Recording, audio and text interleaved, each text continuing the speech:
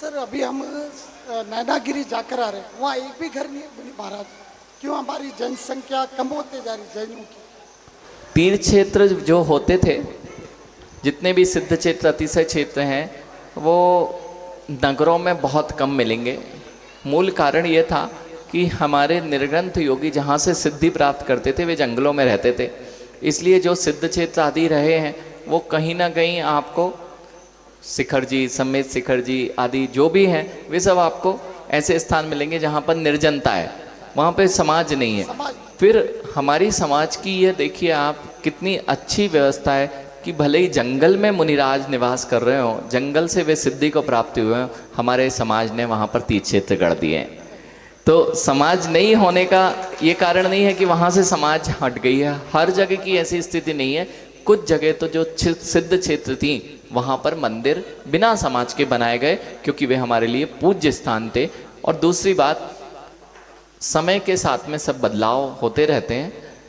अभी हर गांव में आप बुंदेलखंड की यात्रा जब करेंगे तो हर गांव एक क्षेत्र से कम नहीं है।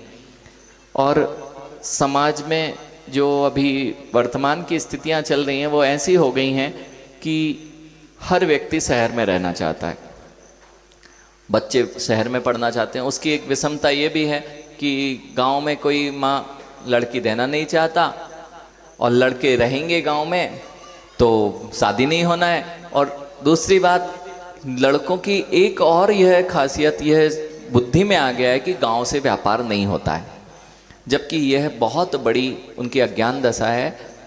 हर व्यापार के लिए कोई स्थान पक्का नहीं होता है। जितने भी बड़े व्यापार चल रहे हैं वे कहीं ना कहीं गांव से जुड़े हुए हैं। फिर ऑफिसेज उनके भले ही बड़े शहरों में बना दिए गए, लेकिन जितने बड़ी चाहे कितनी फैक्ट्रियां हों तो ये बच्चों को पलायन थोड़ा छोड़ना पड़ेगा, तब जाके आपकी समाज जो इतने बड़े बड़े भव्य जिनालय इस नगर में वह बच सकती है। इसलिए आपकी बिल्कुल उचित है कि हमारी जनसंख्या तो कम हो रही है, जनसंख्या भी कम हो रही है और हम अपने क्षेत्रों से दूर होते जा रहे हैं। तो इन दोनों की व्यवस्थाएं करना हमारा काम है। ये दो समाधान हो सकते हैं कि यह बुद्धि छोड़ दी जाए कि अमीर शहर वाले होते हैं। सजल, अमीर शहर वाले नहीं होते हैं। जहाँ से आप अपना व्यापार करते हैं वहाँ का व्यक्ति, आप देख लीजिए अशोक पाटनी जी, वे छोटे से किशनगढ़ गांव में ही अपना निवास करते हैं और किशनगढ़ गांव में निवास करने के बाद अपने व्यापार को उन्होंने बहुत अच्छे स्तर पर पहुंचाया। इसलिए जो बच्चों की बुद्धियां हैं कि बाहर जाके मिलता है लाभ, या बच्चियों की है कि बाहर जाके जितना बेचारे आधा 1.5 रूम में, ये हैदराबाद वालों से ही पूछ लो भैया, 2 कमरों में ही रहना पड़ता है, खुला आंगन तो देखना बड़ा मुश्किल काम है ये सब।